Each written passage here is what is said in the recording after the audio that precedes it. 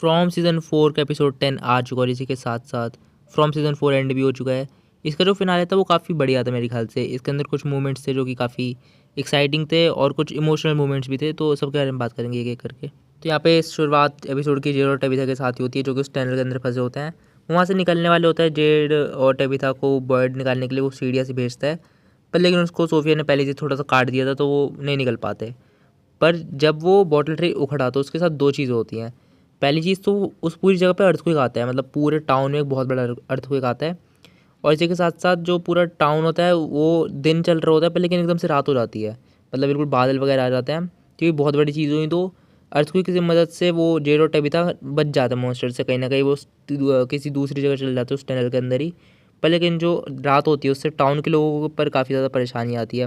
Boyd वगैरह को वहाँ से भागना पड़ता है उस जंगल और वगैरह ये से जो वहाँ से भागना अर्थक्वेक है पड़ता इसकी है। वजह से एक परेशानी होती है क्योंकि जो क्लिनिक का जो टेलिस्मैन होता है ना वो उतर जाता है और रात हो चुकी होती है और स्माइली आ रहा होता है उसी क्लिनिक के पास में और फातिमा ये सेंस भी कर लेती है। तो यहाँ पे जो मैरियल है वो बचाने की कोशिश भी करती है फातिमा को, वो चाकू लेती है उसको मारती है और यहाँ पे जैसे स्माइली एंटर करता है क्लिनिक के अंदर तो वो फातिमा को मदर कहता है, जो कि काफ़ी बढ़िया सीन था। पर इसके बाद वो जो मैरियल होती है वो उसको प्रोटेक्ट करने की कोशिश करती है, पर लेकिन जो स्माइली होता है उसको उसके मतलब एक खरोच तो नहीं कहूँगा, उसको बहुत बड़ी चोट मारता है और कहीं न कहीं वो काफ़ी ज़्यादा घायल हो जाती है। और इसके बाद क्रिस्टी आती है। क्रिस्टी को भी पता चल जाता है कि अब इसको बचाना मुश्किल है और वो मर जाती है मैरियल, जो कि काफ़ी अनएक्सपेक्टेड था। मतलब मुझे नहीं लगता मैरियल मर सकती है, मुझे लगता कोई और कैरेक्टर मरेगा, पर मैरियल नहीं लगी थी भाई, मतलब काफ़ी अनएक्सपेक्टेड था मतलब ये। और थोड़ा बहुत दुःख भी हुआ मैरियल के मरने पे। मतलब इस कैरेक्टर मुझे मैरियल को उतना पसंद नहीं था, मतलब बुरा भी नहीं लगता था, एवरेज सा कैरेक्टर लगता था, पर कहीं न कहीं इसके मरने पे तो मुझे पता नहीं भाई क्यों इतना थोड़ा अजीब सा लगा, मतलब दुःख हुआ इसके मरने पे थोड़ा-सा। जब क्रिस्टी बैठी होती है एक रूम के अंदर और बॉयड भी उसको आता है मनाने, तो काफ़ी इमोशनल सीन था, काफ़ी बढ़िया सीन था। तो पहले तो ये मैरियल वाली डेथ थी भाई, मतलब ये काफ़ी इमोशनल थी। फिर दूसरी जो थी वो सोफिया जो है एल्जिन को एक वो देती है ऑफ़र कि तुम मेरी भी हेल्प करो और मैं तुम्हें यहाँ से बाहर निकलने में हेल्प करूँगी, जो कि शायद वो ना करती, उसकी सोल को ट्रैप कर लेती, ऐसा हो सकता था। और एल्जिन मुझे अब लगता है इतना बुरा इंसान भी नहीं था, हालाँकि वो थोड़ा डम था, पर लेकिन उसने धोखा नहीं दिया टाउन को, मतलब उसने बोला कि हाँ, मैं मार दो मुझे पर लेकिन मैं तेरा साथ नहीं दूँगा। तो हाँ, मतलब बढ़िया है भाई, मतलब at least he is not a traitor like Clara, मतलब क्लैरा से तो बेहतर है भाई, मतलब डेफ़िनेटली बेहतर है एल्जिन।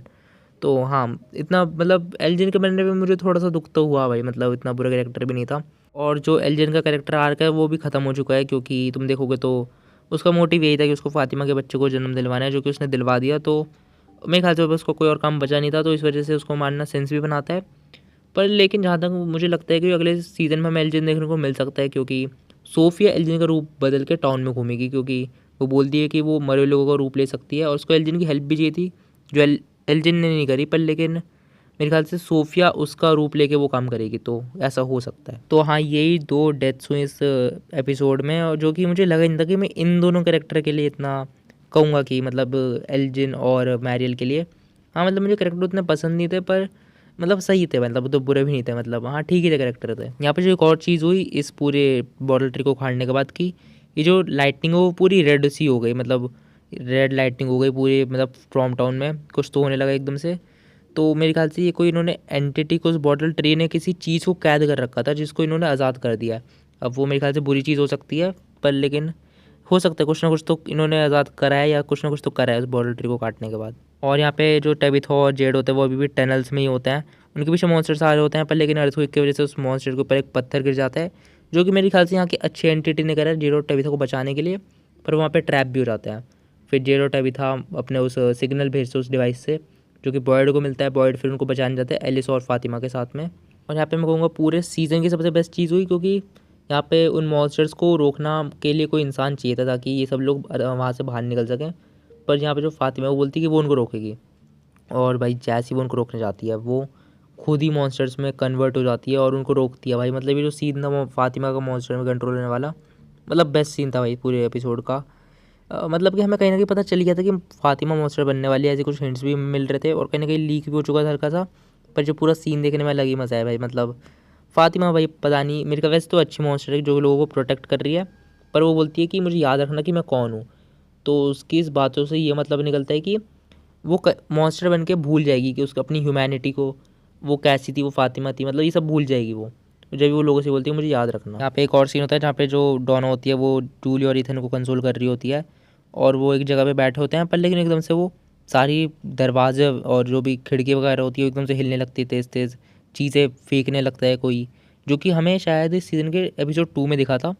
और कहीं ना कहीं इन्होंने ये चीज़ दिखाई थी जो कि लोगों ने मतलब थ्योरी बनाई थी कि जिम हो सकता है, जो कि उनको हिंट देने की कोशिश कर रहा है। तो हाँ, ये हो सकता है जिम हो या कोई और मरा हुआ इंसान हो, पर हाँ दूसरे टाइम पे ये भी हो सकता है कि ये लोग ये खुद ही हों, मतलब कि फ्यूचर से ट्रैवल करके कहीं ना कहीं अपने आप को हिंट दे रहे हैं, या फिर कोई दूसरे ही जगह से कोई इंसान उनको हिंट दे रहा है। तो हाँ, पॉसिबिलिटी कुछ भी हो सकती है यहाँ पे। और यहाँ पे जो हेनरी है वो पूरी मतलब बिल्कुल तैयारी कर लेता है विक्टर को मारने की, पर यहाँ पे एकदम से ईथन आ जाता है और जब उसकी गन पॉइंट होती है एकदम से ईथन की तरफ, तो मुझे लगा था भाई अब ईथन को गोली लगने वाली है, पर और ये मतलब मुझे सेम लगता है ईथन को गोली लग जाएगी, पर सही टाइम पे जो विक्टर है वो आता है और उसके हाथ से गन गिरा देता है। तो हाँ, ये भी काफ़ी वैसे बढ़िया सीन था। और यहाँ पे जो भाई सोफिया है वो पूरे के पूरे टाउन की जो टेलिस्मैन होती है उसको निकालती है, क्लैरा भी उसकी हेल्प करती है और इन सारे के सारे टेलिस्मैन को फेंक देती है उस ट्री में जिससे सब लोग टेलीपोर्ट होते हैं, तो उस ट्री में फेंक देती है। पर यहाँ पे वो कहाँ जाते हैं वो टेलिस्मैन, उसके बारे में बात करेंगे, पर उससे पहले वो जो बॉय इन वाइट है वो भाई सोफिया के साथ मैन इन येलो के साथ बात कर रहा होता है। और यहाँ पे जो बॉय इन वाइट है वो मतलब कि भाई इतनी अच्छी तरह ये लोग बात कर रहे होते, लग रहा होता है कि दोनों एक साथ मिले हुए हैं। पर लेकिन फिर बॉय इन वाइट कहता भी है कि इस बार तुम हार जाओगी क्योंकि इनको जो बोन्स है वो मिल चुकी हैं। पर वो सोफिया भी कहती है कि पर लेकिन बॉटल ट्री हट चुका है, जो कि शायद दोनों ही चीज़ इंपॉर्टेंट थी जिसमें से एक हट चुकी है। पर बॉय इन वाइट कहता है कि वो इस बार जीत सकते हैं। तो ऐसा हाँ, ऐसा हो सकता है, पर ये जिस तरह अच्छी तरह बात कर रहे थे, ऐसा लग रहा था लोग मतलब बिल्कुल कुछ तो दोस्त वगैरह कुछ तो हैं, एक दूसरे को काफ़ी टाइम से जानते हैं। पर नहीं, ऐसा नहीं होगा मेरे ख्याल से। बॉय इन वाइट एक अच्छी साइड ही है और जो मैन इन येलो है वो एक बुरी साइड है। तो ये जो टेलिस्मैन ये सारे कहाँ पे गए, तो इसकी काफ़ी सारी पॉसिबिलिटीज़ है, मतलब कि कहीं पे भी जा सकते हैं क्योंकि ट्री चीज़ों को कहीं पे भी भेज सकता है, हमें कहीं अंदाज़ा भी नहीं लगा सकते। पर ये चीज़ मैंने एक थ्योरी कहीं पे देखी कि जो ट्री है ना वो चीज़ों को कहीं पे भी नहीं भेज सकते, वो किसी भी टाइम में ही भेज सकते हैं, मतलब आगे पीछे किसी भी टाइम में भेज सकते हैं। तो ये चीज़ों को ट्रैवल तो कराते हैं पर टाइम ट्रैवल भी कराते हैं।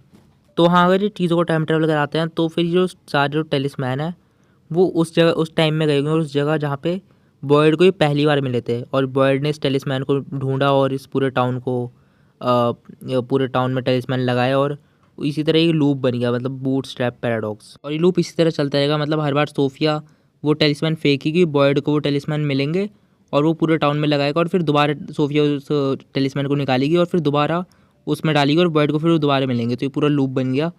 तो हाँ, ये पॉसिबल हो सकता है मेरे ख्याल से और ये काफ़ी बढ़िया भी रहेगा अगर ऐसे उन्होंने कुछ दिखाया तो। पर यहाँ पे जब इनके पास सारे टेलिस्मैन रहे ही नहीं है तो डेफिनेटली जो सीज़न 5 का फर्स्ट एपिसोड है वो काफ़ी मतलब बड़े होने वाले हैं, क्योंकि उसमें मतलब भर के लोग मरने वाले हैं, मतलब बिना टेलिस्मैन के बहुत सारे लोग मरने वाले हैं डेफिनेटली। मतलब सीज़न 5 का एपिसोड 1 मतलब बहुत बढ़िया होगा, पूरे रात का जो एपिसोड होगा वो बहुत बढ़िया होगा मेरे ख्याल से। और मेरे ख्याल से अभी भी इनके पास कुछ टेलिस्मैन बचे हैं, जो कि मुझे लगता है पहला टेलिस्मैन तो वो जो कि क्लिनिक में गिर गया था और जो कि वो निकालने वाली थी मैरियल, पर लेकिन उसके निकाल नहीं पाई, मतलब गिर गया उसके हाथ से। तो एक तो पहला वो टेलिस्मैन जो कि इनके पास बचा है, और जो दूसरा टेलिस्मैन है वो कॉलोनी हाउस के बेसमेंट में है जहाँ पे उनको वो गेट मिला था, और तीसरा टेलिस्मैन मॉन्स्टर्स वाली टनल में है। तो यहाँ पे 3 टेलिस्मैन है जिससे सर्वाइव कर सकता है अगर ये चाहे तो। और मेरे ख्याल से सूफिया को इन तीनों टेलिस्मैन के बारे में शायद से नहीं पता। तो हाँ, यही था भाई पूरा ब्रेक डाउन इस पूरे एपिसोड का। और मुझे सच बताओ तो ये सीज़न मतलब सच बताओ थोड़ा बढ़िया था, थोड़ा अच्छा था, पर ये जो लास्ट एपिसोड था ये मतलब बिल्कुल परफेक्ट था, मतलब जैसा फिनाले होना चाहिए। और इसके अंदर मतलब सीज़न 4 में कहूँगा थोड़ा एवरेज था, पर इसका जो फिनाले था वो अच्छा था। इन्होंने कुछ बहुत अच्छा वाला क्लिफ हैंगर भी नहीं दिया, जैसे उन्होंने सीज़न 3 में जिम के मरने वाला क्लिफ हैंगर दिया था, पर जो पूरा जो एपिसोड है वो डेफिनेटली बहुत बढ़िया था। और मतलब वेट रहेगा इसके अगले सीज़न 5 के आने का, जो कि उन्होंने कन्फर्म कर दिया अगले साल आएगा। तो हाँ भाई, देखते हैं कैसा होगा। बाकी हाँ यार, तुम बताना तुम्हारी क्या थ्योरी है फ्रॉम के बारे में। और अभी और भी फ्रॉम की वीडियोज़ आएंगी, थ्योरी वीडियोज़ वगैरह, तो जुड़े रहना फ्रॉम के साथ में। बाकी हाँ, वीडियो पसंद है तो लाइक कर देना, सब्सक्राइब कर देना चैनल को। मैं मिलूँ तुमसे अगली वीडियो में, जब तक के लिए बाय बाय।